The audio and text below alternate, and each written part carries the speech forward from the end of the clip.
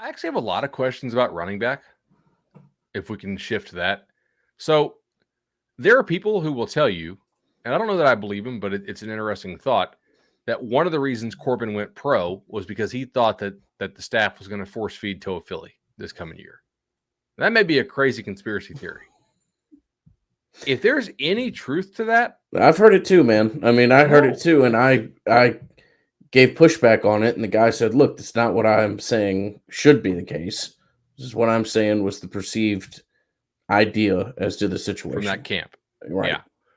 So it brings up two questions. Number one, well, there are two possibilities, although they're not necessarily mutually exclusive. Number one, Toafili, when healthy, is that good.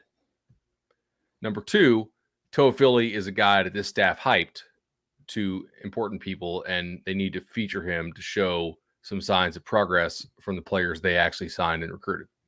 I mean, I know Corbin, they did, but he was he was a transfer. Toafili was definitely one of the guys they pointed to in that class. It was like, hey, like, this is a stud. This guy's gonna be really good for us. That would be a player that they would have talked up on the booster circuit. I'm hoping it's the former and not the latter, if that whole idea is true. And now we're talking into like potential reasons of hypotheticals, which is kind of crazy anyway. But man, if he's at all like Treshaun Ward is a pretty good back in the ACC. Not great. Like, he's not a guaranteed NFL guy. If Toafili can beat him out, they may have something there. If if that whole notion is true. Mm-hmm. Yeah, wild idea. We'll just have to see. I mean, Benson, I know the immediate response has been pretty positive. Kid evidently still has his straight line speed, so we'll be interested to see what he can contribute. Still have some questions around that take, but doesn't matter at this point. We should get a pretty good feel. I mean, as to whether or not myself or other people that had a little bit of skepticism of this, I think by the end of spring, we won't have all the answers there, but you'll certainly get a feel for where Benson fits in this offense, what his role is, and maybe what he's capable of doing. DJ Williams is another guy, Bud. Sounds like that he's in decent shape and relatively ready to contribute, I believe, but I just don't know if Toafili is somebody you want to feature. Ward was really a breakout kid last year of what he gave you. Benson hopefully is able to contribute in some form or fashion. I just don't know, how deep you're really going to get into this backfield and what Williams can contribute, but we'll get a better feel for it in spring, certainly. Yeah, I would agree with that. Williams was not in shape last year.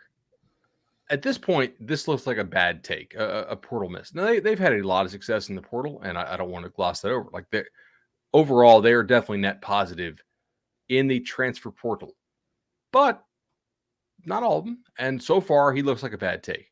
Now, he's apparently in better shape. We'll see how that goes. There was a reason that a lot of schools kicked the tires on him as a recruit, but there's also a reason he left Auburn, right? And granted, Auburn has Tank Bigsby, and they have the other kid who spelled Bigsby this year and played very well. So it's understandable that he got beat out, but I don't know, man. I'm not saying I'm high on this backfield, but I'm intrigued by this backfield. Of all the positions, this could be the one that makes me think like, oh, wait a second, like, they're really, really damn good here. Not like top 5 in the country good, but like one of the better running back rooms in the ACC. If the Toafili hype is real, right, and if they hit on one of Benson or Williams, I think it's kind of what that formula to me looks like. That's how they shoot that gap.